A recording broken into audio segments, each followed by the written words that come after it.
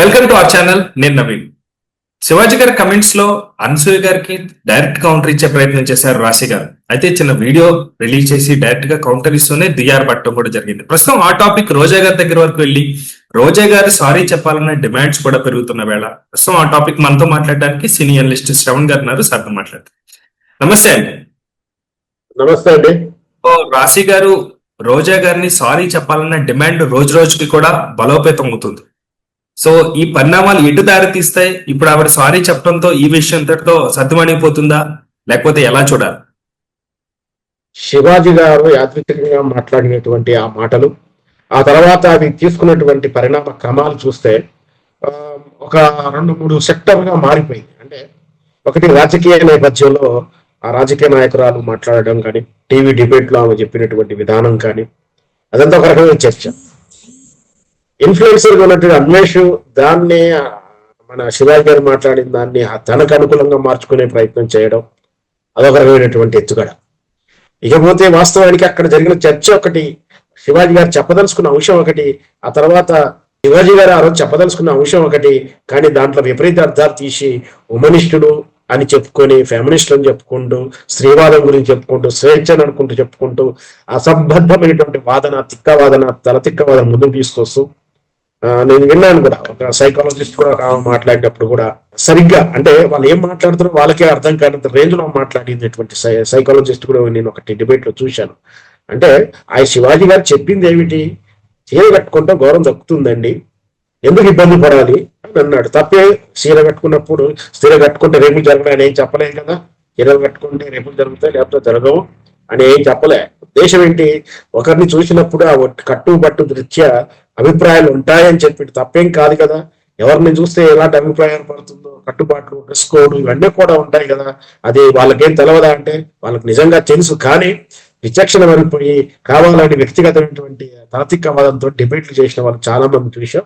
ఏదైనా సరే ఆ డిబేట్లను ఒక ఎత్తున అయితే, ఇప్పుడు ఈ చర్చల్లో నుంచి రాశి గారు బయటకు వచ్చేసి తనకు జరిగినటువంటి ఏదైతే ఈ శివాజీ గారి విషయంలో వీరనారీమణిగా ముందుకు వచ్చినటువంటి యాంకర్ అనసూయకు, ఆమె ఏదో స్త్రీలకేటువంటి రిప్రజెంటివ్ గాను ఆమె ఫీల్ అవ్వడం, ఆమె స్త్రీ ఔన్నత్యం గురించి, స్త్రీ ఉద్ధరణ కోసం కష్టపడుతున్నట్టుగా ఆమె ఏదో మాట్లాడిన తీరు చూసినాక రాశికు నిజంగా కూడా ఆ నవ్వు వచ్చినట్టుంది. నిజంగా కూడా అంటే స్వేచ్ఛ ఎంతవరకు ఉండాలి, ఆ స్వేచ్ఛ ఎవరి వరకు స్వేచ్ఛ, ఎలాంటి విషయంలో స్వేచ్ఛ అంటే మనకు కొన్ని సామెతలు కూడా ఉంటాయి, కొన్ని విధానాలు ఉంటాయి. అంటే ఎక్కడ ఉండాలో అక్కడ అంతలో ఉండాలి, నిదానం ప్రధానం అంటాం, కొన్ని సందర్భంలో ఆలస్యం అమృత విషయం అంటాం. అంటే సందర్భోచితంగా వాడుకోవాలి తప్పించి దానికి దీనికి స్త్రీకి స్వేచ్ఛ కావాలి, ఎంతవరకు కావాలో అంతవరకే కావాలి. పురుషుడికి కూడా స్వేచ్ఛ కావాలి, ఎంతవరకు ఉండాలో అంతవరకే ఉండాలి. ఏదైనా పురుషుడు స్త్రీకి సమాజం కట్టుబాట్లు అనేది ఖచ్చితంగా సమానవాదాలను ఉంది, ఎగస్ట్రా హోదాలు ఎవరికి ఏమి లేదు అని చెప్పి రాశి గారు వచ్చేసి ఇన్ని చెప్తున్నటువంటి సదర్ అనసూయ గారు నా మీద ఎకిలి మాటలు మాట్లాడి ఈ అని ఇగిలిచ్చి డబ్బులు తీసుకొని ఆ రోజు పెట్టేసుకొని వెళ్ళిపోయింది, మరి ఆ రోజు ఎటుపోయింది అని చెప్పి ఆ మనోవేదన పడటం, ఒక వీడియో రిలీజ్ చేయడం తోటి అనసూయ గారు అపోలజీ అయితే చెప్తూ ఆమె అయితే మెసేజ్ చేయడం జరిగింది.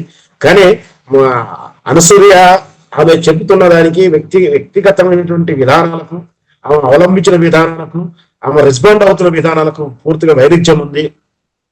బూతులకు ఆమె ఎంకరేజ్ చేస్తుంది, బూతులు మాట్లాడుతుంది, ఆ స్త్రీ బాడీ షేమింగ్ చేస్తే ఎంటర్టైన్మెంట్ చేస్తుంది, ఎంజాయ్ చేస్తుంది. కానీ ఆ వేరే వాళ్ళు ఎవరు మాట్లాడొద్దని విధంగా మాట్లాడడం ఇదంతా కూడా అపహాస్యంగానే ఉంది. ఖచ్చితంగా రాశి గారు ఆమె మనోవేదన తెలియజేసింది వెంటనే.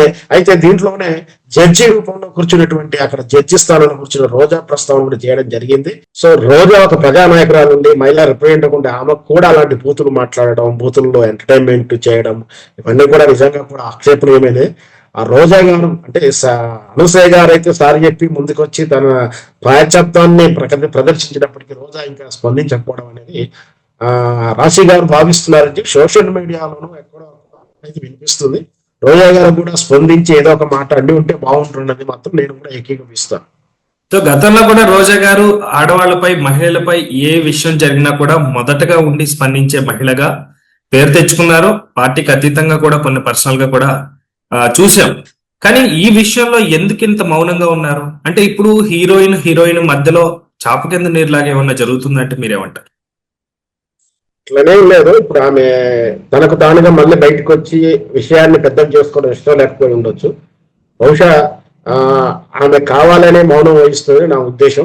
ఎందుకంటే ఇప్పుడు రాజకీయంగా అనిశ్చిత పరిస్థితులు ఉన్నాయి.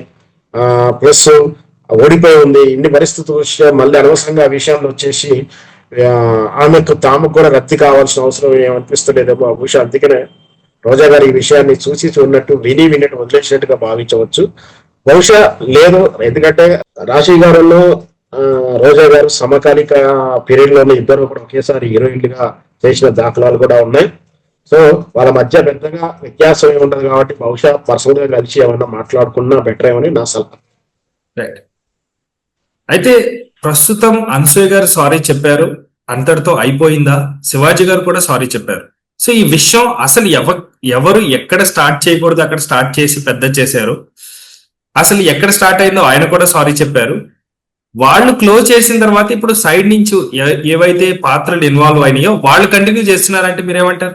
వాస్తవానికి శివాజీ గారు ప్రారంభించిన తర్వాత ఇది చాలా రూపాంతరాలు చెల్లిందని చెప్పాలి. రకరకాలుగా మలుపులు తిరుగుతా ఉంది. ప్రారంభించిన శివాజీ దాన్ని కంటిన్యూ చేశాడు. ఆ తర్వాత డిబేట్లలో కానీ రకరకాల జరిగిన విషయంలో అనుసూయ కూడా తగ్గిందని చెప్పొచ్చు. కాకపోతే ఈ అన్వేషణ ఒకతను ఈ తాను ఒక రకంగా దాన్ని ఇన్వాల్వ్ అయిపోయి దాని పబ్లిసిటీ కోసం దాని వ్యూస్ కోసం దీన్ని వాడుకునే ప్రయత్నం చేశాడు.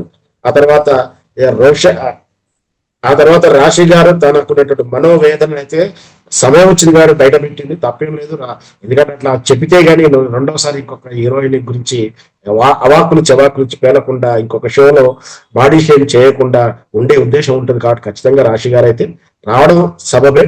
దీన్ని ఇద్దరితో అందరూ ముగిస్తే ఇంకా మంచిగా ఉంటుంది. ఎందుకంటే వెళ్ళాల్సిన సందేశం ఏం జరగాలో ఏం జరగకూడదు అందరికి అర్థమైపోయింది. ఉమనిస్టులు కూడా మౌనం వహించారు. ఎవరు కూడా మాట్లాడతలేరు. ఫెమినిస్టులు ఎవరు కూడా మాట్లాడతలేరు. ఈ విషయంలో మాట్లాడితే వాళ్ళే జనం తిడుతున్నారు, బూతులు రాస్తున్నారు కామెంట్ రూపంలో. పైగా వాళ్ళ వ్యక్తిగత జీవితంలో కూడా వెళ్ళి ఆ ఫెమినిస్టుల ఉద్దేశాలు ఏంటి, వాళ్ళ వ్యక్తిగత జీవితాలు ఏంటో కూడా ఉదాహరణతో సహా చూపిస్తున్నప్పుడు ఇక లాభం లేదని వాళ్ళు కూడా మౌనం వహించారని చెప్పొచ్చు. Thank you sir. Thank you so much అండి. Thank you.